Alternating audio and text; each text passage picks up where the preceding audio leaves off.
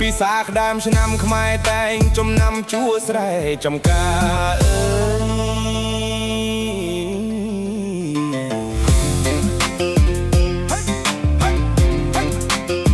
យកសិករប្រុសស្រីគ្រប់អាត្មាប្រកបកិច្ចការគ្មានខ្វល់ខ្វាយហាអើយប្រកបកិច្ចការគ្មានខ្វល់ខ្វាយស្រណោះទៀបភ្លឺលឺត្រវៅយំអាអូនមាសមុំប្រគំតន្ត្រីអើយហាអើយកាយព្រឹករះឆ្លងភុតដងព្រឹក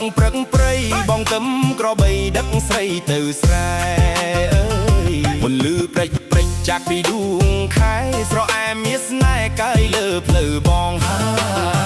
យស្រអែមមាសស្នេហ៍គេងលើផ្លូវបងស្រណោះ